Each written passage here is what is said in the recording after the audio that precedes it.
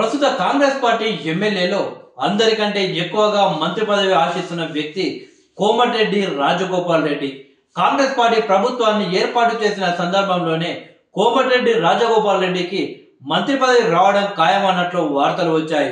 కానీ ఇంట్లో ఇద్దరికి మంత్రి పదవి ఇస్తే బాగుండదని చెప్పేసి మొదటగా కోమటిరెడ్డి వెంకటరెడ్డికి మంత్రి పదవి ఇవ్వడం జరిగింది.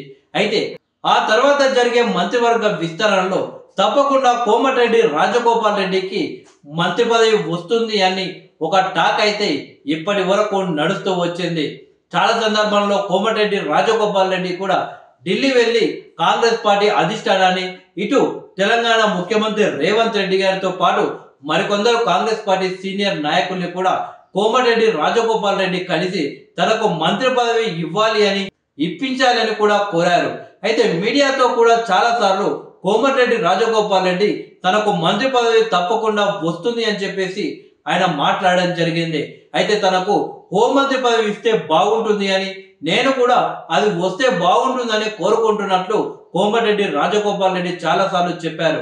కానీ ఉన్నట్లుండి కోమటిరెడ్డి రాజగోపాల్ రెడ్డికి బిగ్ చెక్ అయితే పడ్డట్లు తెలుస్తుంది. తాజాగా ఎమ్మెల్సీగా విజయశాంతికి అవకాశం ఇవ్వడంతో విజయశాంతిని మంత్రివర్గంలోకి తీసుకోవడం ఖాయమన్న వార్తలైతే బలంగా వినిపిస్తున్నాయి.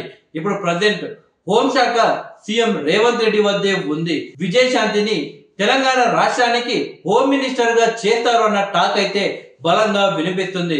దానికి ప్రధాన కారణం ఏంటంటే, గతంలో ఉమ్మడి ఆంధ్రప్రదేశ్ కి కాంగ్రెస్ పార్టీ హోమ్ మినిస్టర్ గా మహిళా నేత అయినటువంటి సబితా ఇంద్రారెడ్డిని చేయడం, ఇప్పుడు కూడా మహిళానే తెలంగాణ రాష్ట్రానికి హోంమంత్రిని చేస్తే బాగుంటుంది అని కాంగ్రెస్ అయితే ఆలోచిస్తున్నట్టు తెలుస్తుంది.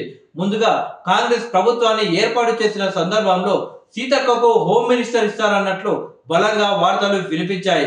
కానీ సీతక్కకు హోమ్ మినిస్టర్ ఇవ్వకుండా పంచాయతీ శాఖను సీతక్కకు ఇవ్వడం జరిగింది. అయితే హోంశాఖను, విద్యాశాఖను రేవంత్ రెడ్డి గారు తన దగ్గరనే పెట్టుకున్నారు. అయితే ఇప్పుడు ఎమ్మెల్సీగా విజయశాంతికి అవకాశం రావడంతో హోంశాఖ విజయశాంతికి ఇవ్వడం దాదాపు ఖాయమన్న వార్తలైతే వినిపిస్తున్నాయి. మరోవైపు ఇలాగో ఎమ్మెల్సీగా ఎన్నికైన మరో నేత అద్దంకి దయాకర్ ను తప్పకుండా మంత్రివర్గంలోకి తీసుకోవడం దాదాపు ఖాయమన్న వార్తలే వినిపిస్తున్నాయి.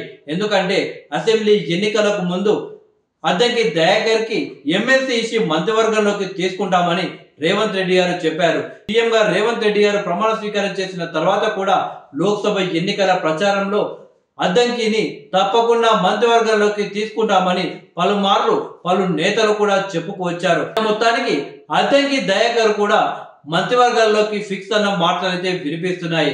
అయితే అద్దంకి దయాకర్ కి విద్యాశాఖ ఇచ్చే అవకాశాలు ఎక్కువగా కనిపిస్తున్నాయి. సో మొత్తానికి విజయశాంతి ఎంట్రీతో అయితే కోమటిరెడ్డి రాజగోపాల్ రెడ్డికి కొత్త టెన్షన్ ఏర్పడ్డదనే చెప్పవచ్చు.